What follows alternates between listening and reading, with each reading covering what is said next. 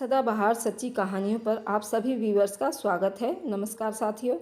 मेरे भाई की शादी हुई तो मम्मी रात को उठ उठ कर भाई के कमरे की तरफ जाती, दरवाजे से बने हुए छोटे से छेद में से उनके कमरे में झांकती और फिर कानों से हाथ लगाते हुए वापस आती। मुझे मम्मी की इस हरकत पर बहुत गुस्सा आता। कौन माँ ऐसे भी अपने बहू बेटे के कमरे में भला झांकती है। जब मैं अपनी मम्मी को इस हरकत से रोकती तो और पूछती, आपको क्या ज़रूरत पड़ी है इस तरह भाई के कमरे में झांकने की, तब मम्मी की आंखों में आंसू निकल आते और वे अपने कांपते हुए हाथों को उठाकर कहती कि भगवान मेरे बेटे को माफ़ कर देना, ऐसा नहीं है कि। फिर मम्मी कहती, देखना मेरी बहू पर भगवान का श्राप होगा। मैं मम्मी की बात सुनकर मम्मी से पूछती, बताइए आखिर बात क्या है। तब मम्मी मुझे कुछ ना बताती और फिर उस दिन से मेरी माँ हर वक्त मुझे अपने साथ रखती, भाभी के पास भी नहीं जाने देती। अचानक से मेरी मम्मी की तबीयत खराब होने लगी और उन्होंने मेरी शादी की फिक्र सताने लगी, लेकिन वक्त ने उन्हें इतना मौका नहीं दिया। लेकिन मरने से पहले वह मुझे वसीयत करके मरी कि अपनी भाभी से दूर रहना और रात को अपना कमरा अंदर से लॉक करके सोना और भाभी को अंदर आने मत देना। मैं ऐसा ही करती। अभी मम्मी की मृत्यु हुए कुछ ही दिन गुजरे थे जब एक दिन भाभी अपने कमरे में दर्द से चिल्लाने लगी। मैं गलती से दरवाज़ा खोलकर भाभी के कमरे में चली गई, लेकिन मेरे पैरों तले से ज़मीन निकल गई जब भाभी ने दरवाज़ा बंद करके मुझे, मेरा नाम मधु है, मैं गुजरात की रहने वाली हूँ। हम दो भाई बहन थे। मेरे पापा पुलिस में सिपाही थे। कहते हैं कि पुलिस वाले अच्छे नहीं होते, वे रिश्वत लेते हैं। मगर ऐसी बातें करने वाले ये क्यों नहीं सोचते कि ऐसा कौन सा डिपार्टमेंट है जिसमें करप्शन नहीं होती। सब इंसान एक जैसे नहीं होते। कुछ लोगों के बुरे काम करने की वजह से हम इल्ज़ाम सभी लोगों पर लगा बैठते हैं। जहाँ बुरे लोग होंगे वहाँ अच्छे भी होंगे। मेरे पापा भी उन अच्छे लोगों में से एक थे। हर बेटी के लिए उसका बाप एक हीरो होता है। मेरे लिए मेरे पापा तो सुपर हीरो थे। मेरे पापा ने अपनी ईमानदारी की मिसाल कायम की थी। सब पुलिस वाले एक जैसे नहीं होते। मेरी मम्मी बताती थी कि जब उनकी शादी हुई तो उनकी उम्र 18 साल थी और मेरे पापा की उम्र 24 साल की थी। मेरे पापा शादी से पहले से बेरोजगार थे, नौकरी ढूंढने की कोशिश कर रहे थे, मगर जहाँ भी नौकरी के लिए जाते वो यही कहते कि पहले तुम हमारा ख्याल करो, हम फिर तुम्हारा बाद में ख्याल करेंगे। और पापा ये कहकर उठ जाते कि भगवान की कृपा से न मेरे माँ बाप ने कभी मुझे अशुद्ध खिलाया है और ना ही मैं अपनी औलाद को अशुद्ध खिलाऊंगा। इसलिए आप अपनी नौकरी अपने पास रखें, भगवान मुझे हमेशा शुद्ध कमाई करने के लिए तैयार करे। तब वहाँ इंटरव्यू लेने वाला आदमी हंसने लगा और पापा से उसने कहा कि उस दौर में शुद्ध कमाना आसान काम नहीं है। जहाँ भी चले जाओ रिश्वत के बगैर तुम्हारी सरकारी नौकरी नहीं मिल सकती। मेरे पापा ने कहा, मैं जो भी काम करूँगा बिना रिश्वत दिए करूँगा और अगर नौकरी ना मिली तो मेरी किस्मत, मगर मैं आप जैसे लोगों के जेब भरने के लिए कभी तैयार नहीं होऊंगा। पापा घर आ गए। कुछ दिन ऐसे ही बीत गए। फिर एक दिन मम्मी ने कहा, आप परेशान ना हो, भगवान सब कुछ अच्छा करेगा। जो लक्ष्मी हमें नसीब में होगी वह हमें मिलकर रहेगी। पापा ने कहा, जहाँ भी जाता हूँ सबसे पहले रिश्वत के नाम पर मिठाई मांगी जाती है। काबिलियत पर कोई नहीं जाता और ना ही देखता है, मगर मैंने सोच लिया जो भी नौकरी मिले मैं अपने भगवान को अर्पण कर अपने फ़र्ज को पूरी ईमानदारी के साथ निभाऊंगा। जो लोग ये कहकर मुझे अपने ऑफिस से निकाल देते हैं कि तुम्हारे जैसा आदमी कभी नौकरी नहीं मिल सकती, उनको बताऊंगा कि भगवान की कृपा से दुनिया में अभी भी ऐसे लोग हैं जो रिश्वत लिए बिना ही नौकरी करते हैं। और पापा ने इसी तरह कोशिश जारी रखी। एक दिन वे घर लौट रहे थे जब रास्ते में दो लोग एक आदमी को घेर कर खड़े थे और पैसे वगैरह छीन रहे थे। सब उनके आसपास से गुजर रहे थे, मगर किसी ने भी उस आदमी की मदद नहीं की। तब मेरे पापा ने बड़ी होशियारी से उन दोनों चोरों के पीछे उन पर किसी चीज़ से सर पर वार किया। सब इतना अचानक हुआ कि वे दोनों चोर समझ ही नहीं सके और सर पकड़कर गिर गए थे। तब वह आदमी जिसको लूट रहे थे उसने अपनी गाड़ी से मोबाइल उठाकर पुलिस को कॉल कर दी। कुछ देर में पुलिस भी पहुंच गई और उन दोनों चोरों को हिरासत में ले लिया। तब उसी आदमी ने मेरा धन्यवाद करते हुए कहा, इतने लोग यहाँ से गुजरे थे लेकिन मेरी मदद किसी ने भी नहीं की। आपने खुद को खतरे में डालकर तुमने मेरी मदद की। जब तक तुम्हारे जैसे लोग इस दुनिया में हैं, भगवान उन पर कृपा रहेगी। किसी का कोई कुछ नहीं बिगाड़ सकता। उस आदमी ने मेरे पापा से कहा कि आइए मैं आपको घर तक छोड़ दूं। पापा ने कहा, मैंने आपकी मदद की, मुझे उसका सिला नहीं चाहिए। उस आदमी ने कहा कि तुम वाकई खुददार हो और नेक इंसान लगते हो। मुझे तुमसे मिलकर बहुत खुशी हुई। और फिर पापा घर आ गए। कुछ दिनों बाद पापा को फिर से इंटरव्यू के लिए बुलाया गया था और जब पापा का नंबर आया तो वही आदमी पुलिस यूनिफॉर्म पहनकर कुर्सी पर बैठा था। जब उसने पापा को देखा तो वह हैरान हो गया और कहा, देख लो, इसको कहते हैं किस्मत। मैं जानता हूँ कि तुम एक खुददार आदमी हो। अगर मैं तुम्हें ये नौकरी दे दूँ तो तुम समझोगे कि मैंने तुम्हारे ऊपर एहसान के बदले में ये नौकरी दी है। पापा ने कहा कि भूलने के लिए करनी चाहिए, क्योंकि जो पुण्य को याद रखते हैं उनके अंदर ये ख्वाहिश पैदा होने लगती है कि वह दूसरों को अपना एहसानमंद समझते हैं। अगर मैं इस नौकरी के लिए चुना गया हूँ तो ठीक है, वरना मुझे आप इजाज़त दीजिए। तब उस पुलिस वाले आदमी ने कहा, ठीक है, अगर तुम चुने गए हो तो तुम्हें महकमे वाले कॉल करके बताएंगे। उसके बाद पापा घर आ गए और 1 महीने बाद पापा को लेटर मिला और पुलिस में नौकरी मिल गई। जिस दिन पापा ने ज्वाइन की थी उस दिन वही पुलिस वाला, जो खुद एक बड़ा अफसर था, उसने पापा से कहा कि तुम इस नौकरी के लिए बिल्कुल अच्छे थे, इसलिए आज यहाँ हो। उसका एहसान मत समझना। उस दिन मेरे पापा बहुत खुश थे और वक्त यूं ही बीतने लगा। भाई की पढ़ाई पूरी हुई तो उन्होंने भी एक बैंक में जॉब मिल गई। मम्मी पापा हम सब बहुत अच्छी ज़िंदगी जी रहे थे। पापा की सर्विस खत्म होने में 1 साल रह गई थी। पापा ने मेरा रिश्ता अपने ही करीबी दोस्त के भाई के बेटे से करवाई और साथ में मेरे भाई का रिश्ता भी मेरे पापा के अपने दोस्त के साले के यहाँ तय करवा दिया था। बस हम दोनों की शादियाँ करना रह गई थी। पापा के इतने दिन की सर्विस में मेरे पापा ने घर और जायदाद कुछ भी नहीं बनाया था। पापा के पास जो मोटरसाइकिल थी वह भी नौकरी से पहले की ही थी। पापा कहते थे कि जितनी मेरी तनख्वाह है उसमें खाने की 2 वक्त की रोटी मिलती रहे, वह भी अच्छी बात समझनी चाहिए। एक दिन पापा ऑन ड्यूटी पर खड़े थे। उन्होंने मेन हाईवे पर नाका लगाया हुआ था जब उनके सामने कुछ लोग ज़बरदस्ती औरतों और बच्चों को किडनैप करके ले जा रहे थे और कुछ लोग उनके साथ मिले हुए थे। पापा ने जब चेकिंग के लिए उनको उतारा तो पापा के साथ ड्यूटी पर जो अफसर ड्यूटी कर रहा था वह मेरे पापा से कह रहा था, ये लोग मेरी जान पहचान वाले हैं। पापा ने कहा, मुझे ये लोग कुछ अच्छे नहीं लग रहे हैं, इसलिए उनकी चेकिंग करना ज़रूरी है। पापा को अपने ऑफिसर की बात पर शक हो गया, इसलिए उन्होंने पहले ही अपने सीनियर ऑफिसर को सूचना कर दी थी। उनमें से एक औरत ने पापा से इशारे से हाथ जोड़ते हुए मदद मांगी। पापा ने आदमियों से कहा कि आप सब लोग गाड़ी से बाहर निकलें, मुझे आपकी गाड़ी की तलाशी लेनी है।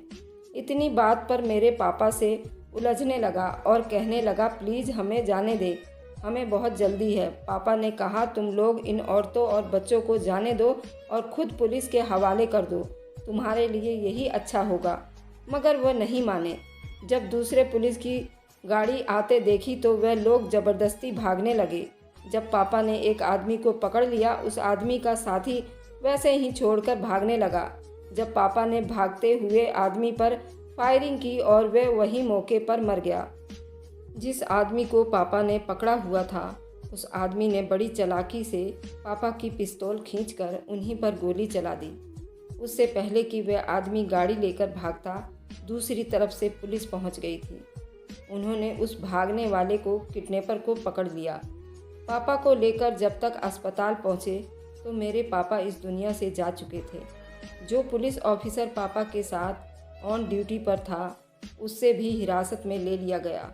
जब मामले की तह तक पहुंचे तो पता चला जो आदमी पापा के साथ ऑन ड्यूटी पर था वह तो खुद किडनैपर का साथी था। मगर अफसोस, जब तक के सब पता चलता मेरे पापा की मौत हो चुकी थी। हम सब बिल्कुल सदमे में डूबे हुए थे। पापा अपने फ़र्ज़ के लिए शहीद हो चुके थे। पापा के जाने के बाद हम सब पर एक क़यामत टूट पड़ी थी। मम्मी ने हम भाई बहन को बहुत मुश्किल से संभाला था। पापा के जाने का दुख मुझसे बर्दाश्त नहीं हो रहा था। मैं बीमार रहने लगी थी। मम्मी और भाई मुझसे बहुत समझाते थे, ये दुनिया है, सब ने एक दिन चले जाना है, तुम खुद को संभालो, बस थोड़ा सा खा लो। देखो ना, तुम्हारी वजह से मैंने और मम्मी ने भी खाना नहीं खाया है। मगर मुझे कुछ होश नहीं था। भाई रोते हुए कमरे से निकल गया। मम्मी ने कहा, मधु बेटी, हमारी नहीं तो अपने पापा के खातिर समझ जाओ, तुम्हारे पापा की आत्मा को शांति नहीं मिलेगी। तब मैंने कई रोज़ बाद खाना खाया था। यूं ही 1 साल बीत चुका था। एक दिन मम्मी ने कहा कि तुम्हारा भाई कुछ परेशान सा है, तुम पूछो तो वह तुमसे कोई बात नहीं छुपाता। भाई घर आए तो सीधे कमरे में चले गए। कुछ देर बाद मम्मी ने कहा, जाओ अपने भाई से कहो खाना खा ले। भाई के कमरे में गई और भाई से कहा कि मम्मी आपको बुला रही है। भाई ने कहा, मुझे भूख नहीं है, तुम खाना खा लो। मैंने कहा, भाई क्या बात है, कोई परेशानी है तो मुझे बताइए। भाई ने कहा, कुछ नहीं, बस थक गया हूँ, आराम करूँगा। और उस दिन पहली दफ़ा भाई ने मुझसे झूठ बोला था। कुछ तो ज़रूर था, लेकिन भाई बता नहीं रहे थे। काफ़ी दिनों से मम्मी की तबीयत खराब रहने लगी थी। भाई बैंक जा रहे थे। मैंने कहा कि भाई, मम्मी कुछ तबीयत ठीक नहीं है, आप डॉक्टर को दिखा दें। भाई ने कहा, मुझे पहले ही देर हो चुकी है, फिर किसी दिन डॉक्टर को दिखा दूंगा। तुम मम्मी को कोई मेडिसिन खिला दो, मेडिसिन खाने से मम्मी की तबीयत अच्छी हो जाएगी। भाई के जाने के बाद मैं हैरान हो गई कि पता नहीं उनको क्या हो गया है। भाई पहले तो ऐसी बात नहीं करते थे, अब तो जब भी बात करते तो उखड़े उखड़े से जवाब देते हैं। फिर एक दिन भाई को कहीं दावत पर जाना था। मुझे कहा, मेरे नए कपड़े प्रेस कर देना, लेकिन मुझे याद नहीं रहा। फिर बाकी कामों में बिजी हो गई थी। जब भाई घर आए और कहा, मधु कपड़े मेरे कमरे में रख दो, तब मैं किचन में थी, मुझे आवाज़ सुना ही नहीं दी। और भाई ने जब बाहर आकर देखा तो कपड़े नहीं रखे थे। मैं खाना बना रही थी जब भाई इतने गुस्से में आकर बोला, तुम बहरी हो गई हो क्या? तुम आवाज़ सुनाई नहीं देती? कब से आवाज़ दे रहा हूँ, मेरे कपड़े कहाँ हैं? मैंने कहा, भाई ये तो मुझे याद नहीं रहा, प्रेस करना भूल गई हूँ।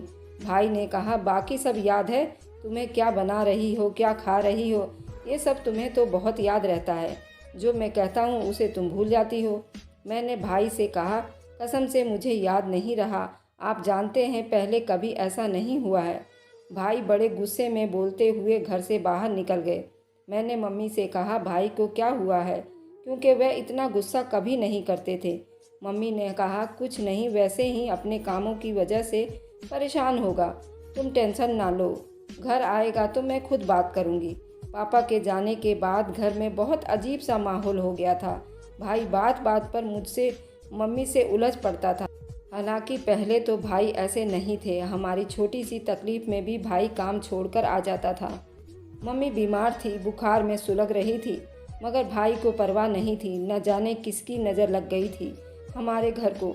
मैं खुद मम्मी को लेकर डॉक्टर के पास गई थी। मैंने भाई को कॉल की और मम्मी की तबीयत का बताया कि डॉक्टर के पास लेकर आई हूँ, आप आ जाओ। तो भाई कहने लगे, मैं बिजी हूँ, तुम मम्मी को लेकर घर चली जाओ। भाई से बात करते हुए मुझे किसी और की भी आवाज़ आ रही थी, जिसे पहचानने में मुझे ज़रा भी देर नहीं लगी। वे आवाज़ मेरी बुआ की थी। बुआ वहाँ क्या कर रही थी? भाई ने मुझसे झूठ क्यों बोला? भाई तो जानते थे कि बुआ ने हमारे साथ क्या कुछ नहीं किया था। वह तो हमें अच्छी ही नहीं समझती थी। पापा के जाने के बाद भी कभी हमारा हाल चाल नहीं लिया था, बल्कि एक रोज़ हमारे घर आकर बुआ ने मम्मी से 3 लाख रुपए मांगे थे। मम्मी ने कहा कि इतने पैसे हमारे पास कहाँ से आए? तो बुआ ने कहने लगी, क्यों, तुम्हारे पति पुलिस में थे, उनको तो काफ़ी पैसे मिले होंगे, और पुलिस वालों को तो ऊपर की कमाई भी बहुत आती जाती है। मम्मी ने कहा, बस तुम बहुत ज़्यादा बोल रही हो, तुम अच्छी तरह से जानती हो कि तुम्हारे भाई कितने खुददार थे। वे कभी रिश्वत नहीं लेते थे, उन्होंने कभी भी हराम की कमाई घर में नहीं लाए। आप क्या जानो हमारे घर की हालात कैसे चल रहे हैं। आपने तो खुद सारी ज़िंदगी दूसरों को धोखा देने में गुजार दिया। हमने बुरा भला बहुत कहकर चली गई, तब उसने हमारे घर आना जाना सब छोड़ दिया था और आज भाई उन्हीं के घर पर बैठा था। मुझे यकीन नहीं हो रहा था। फिर मैंने सोचा हो सकता है मेरा वहम हो। मेरा भाई जो कभी हम पर जान देता था वह हमसे बेगाना सा लगने लगा था और इसी टेंशन में मम्मी बीमार पड़ गई थी। थोड़े दिनों बाद मम्मी की तबीयत अच्छी हुई तो भाई ने एक दिन आकर कहा, मैं बुआ की सहेली उनकी बेटी राधिका से शादी करना चाहता हूँ, आपको मेरे साथ चलना होगा। मम्मी ने कहा, तुम्हारा रिश्ता तुम्हारे पापा ने अपने दोस्त के साले की बेटी से तय कर दिया था और तुम्हें बता भी दिया था। उस वक्त तुम राजी थे, अब कैसे अपने पापा की बात को झुठलाने लगे हो? मैं तुम्हारे इस शादी के लिए बिल्कुल भी तैयार नहीं हूँ। आज ही जाकर उनसे शादी की तारीख ले आती हूँ। वे कब से इंतज़ार कर रही होंगी। वे मुझसे कई दफ़ा पूछ चुकी हैं कि कब तक शादी की तैयारी करोगे। अब ज़्यादा देर नहीं करूँगी। उस वक्त हमारे पापा ने जो भी किया था वह तुम्हारी रजामंदी से किया था, मगर भाई ने बिल्कुल साफ साफ मना कर दिया कि मुझे बुआ की सहेली की बेटी राधिका से ही शादी करनी है। अगर आप साथ नहीं दोगी तो मैं फिर कोर्ट मैरिज भी कर लूँगा और आपको पूछूंगा भी नहीं। भाई मम्मी को धमकाने लगा, लेकिन मम्मी राजी नहीं हुई। भाई बोला कि वह लोग तुम्हें बुला रहे हैं और बुआ भी कह रही थी कि अपनी माँ को लेकर आओ। वह तो आप लोगों का इंतज़ार कर रही हैं और आप हैं कि नखरे पर नखरे किए जा रही हो। पता है बुआ अब आपसे कितनी मोहब्बत करती हैं और पता नहीं आप तो उनके पीछे ही पड़ी रहती हैं। फिर मम्मी भाई के इतने जिद पर मम्मी ने कहा, ठीक है तुम अच्छी तरह से सोच लो। तुम जानते हो तुम्हारी बुआ कुछ अलग तबीयत की हैं, कल को तुम्हें पछताना ना पड़े। फिर ना कहना मैंने रोका नहीं था। भाई ने कहा, आपको नहीं चलना मेरे साथ तो मत जाओ, लेकिन इस तरह की बातें बिल्कुल भी मत करो। मम्मी आपकी मुझे कोई ज़रूरत नहीं है। मैं और मम्मी बहुत परेशान हो गए। कहा हमारा इतना हंसता खेलता घर था, मगर अब अजीब सा लगने लगा था और दिन ब दिन हालात बिगड़ने लगे थे। भाई ने बुआ की सहेली की बेटी से शादी कर ली थी। मम्मी ने भाई को बहुत समझाया था, मगर वह नहीं माने और अपनी जिद पूरी कर ली। बुआ की सहेली की बेटी राधिका अपनी माँ की तरह बड़ी चालाक थी। भाई के सामने तो बहुत धीमे धीमे शब्दों में बात किया करती थी, मगर जैसे ही भाई घर से चले जाते तो भाभी का रवैया मम्मी के साथ अजीब हो जाता था। मगर मैंने जो बात नोट की थी वह बड़ी अजीब थी। अब मम्मी रोज़ रात को भाई के कमरे में बाहर खड़े होकर अंदर झांकती थी। मुझे मम्मी का ये हरकत बहुत बुरी लगती थी। मैं मम्मी से पूछती तो वह मुझे कुछ भी नहीं बताती, मगर मेरी एक छोटी मौसी थी, उसको मेरी माँ सारी बातें बताया करती थी। उन्हें कहती कि तुम जल्दी से आ जाओ, और मम्मी हर वक्त परेशान रहने लगी थी और भगवान से प्रार्थना करती रहती कि भगवान मेरे बेटे को माफ़ कर दे। और मुझे कहती कि तुम्हारी भाभी रात को जो हरकतें करती हैं, तुम देखना तुम्हारी भाभी पर भगवान का शराप होगा। मैं मम्मी की बातें सुनकर कांप जाती। अब भाभी कई दिनों से भाई को इस बात से उस्का रही थी कि अपनी बहन की शादी मेरे भाई से करवा दो, और भाई तो वैसे भी वही कर रहे थे जो भाभी चाहती थी। भाई ने मम्मी से कहा कि मधु के लिए ये रिश्ता बहुत अच्छा है, मगर मम्मी ने साफ साफ कह दिया, अपनी बेटी की शादी बहुत पहले तेरे पापा ने अपने दोस्त के यहाँ लगा चुकी हूँ। तुम्हें तुम्हारी पत्नी ने प्यार में अंधा कर दिया है। तुम्हें तो अपनी माँ बहन नज़र नहीं आती। तुम दोनों मेरी बेटी से दूर रहो। तुम्हारी वजह से सब कुछ बर्बाद हो गया है। मेरी फूलों जैसी बेटी तुम्हारी बीवी के कामों के बोझ से दब गई है। तुम्हारी बीवी सारा दिन कमरे में पता नहीं क्या करती रहती है, घर का कोई काम नहीं करती। मैं बीमार हूँ, ये मुझे संभाले या तुम्हारी बीवी को? भाई ने कहा, माँ बस कर दे, आप तो शुरू से राधिका के खिलाफ थी, अब इसलिए इस तरह की बातें कर रही हो। मम्मी ने कहा, अभी वक्त है, संभल जाओ वरना बहुत पछताओगे। भाई ने मम्मी की बातें अनसुनी कर दी और कमरे से बाहर निकल गए। मेरी मम्मी हर वक्त मुझे अपने साथ रखती थी, भाभी के पास भी नहीं जाने देती थी। अचानक मम्मी की तबीयत बहुत ख़राब रहने लगी और अब उन्हें मेरी शादी की फ़िक्र सताने लगी, लेकिन वक्त ने उन्हें इतना मौका नहीं दिया। लेकिन मरने से पहले वे मुझे वसीयत करके गई कि अपने भाभी से दूर रहना। और रात को कमरा लॉक करके सोना और भाभी को अंदर नहीं आने देना। मैं ऐसा ही करती थी। अभी माँ को गुजरे हुए 1 महीना भी नहीं हुआ था जब एक दिन अचानक भाभी दर्द से चिल्लाने लगी। मैं गलती से दरवाज़ा खोलकर भाभी के कमरे में चली गई, लेकिन मेरे पैरों तले से ज़मीन निकल गई, क्योंकि मेरे अंदर आते ही भाभी ने दरवाज़ा बंद कर दिया और बड़ी अजीब आवाज़ों में कुछ पढ़ने लगी मुझ पर और फूंकना शुरू कर दिया। मैं दरवाज़ा खोलकर बाहर की तरफ भागी थी कि अचानक अपनी मौसी से टकरा गई। मौसी के साथ एक बूढ़ी औरत भी थी। उसने कहा, घबराओ नहीं, अब मैं आ गई हूँ। उस औरत ने कुछ पढ़ना शुरू कर दिया। तभी भाभी अजीब आवाज़ें में कहने लगी, बूढ़ी औरत क्यों मेरे हाथों मरना चाहती है? चली जा यहाँ से। और मधु, तेरी शादी तो मैं अपने भाई से करवा कर रहूँगी। हमारी किस्मत अच्छी थी कि उस वक्त भाई भी घर पर आ गए थे। भाई अब भाभी के बारे में सब कुछ जान चुके थे और वह बूढ़ी औरत कोई और नहीं थी, वह मेरे होने वाली सास थी और ये सब काम अच्छी तरह से जानती थी। फिर मेरे भाभी के ऊपर से भूत भगाने के लिए उन्होंने ज़मीन पर गोला बनाया और भाभी को पहले उस गोले के अंदर खड़ा किया, उसके बाद उन्हें बाहर निकाला। फिर उसके बाद भाई को उस गोले के अंदर खड़ा किया, फिर उन्हें भी बाहर निकाला। उसके बाद मेरी बारी आई और मुझे भी उस गोले के अंदर जाना पड़ा। फिर उन्होंने कहा कि तुम मुट्ठी बांध कर बैठो और जब तक ना कहूँ मुट्ठी मत खोलना। थोड़ी देर बाद बैठी रही उसके अंदर, फिर वह अपने मंत्र ऊंची आवाज़ में पढ़ने लगी। फिर मेरी भाभी ये सब देखकर बहुत तेज गुस्सा आ गया और मेरी होने वाली सास पर कहने लगी, तुम ये सब क्या कर रही हो? फिर वह मेरे सास से माफ़ी मांगने लगी, कह रही थी कि इसमें मेरा कोई कसूर नहीं है, मुझे छोड़ दो। जो मेरी आंटी ने कहा था मैं वैसा ही कर रही थी। मगर मेरी सास ने कुछ पढ़कर मेरी भाभी पर फूंके मारे जा रही थी और कहने लगी, मधु की माँ को मारने वाली यही औरत है।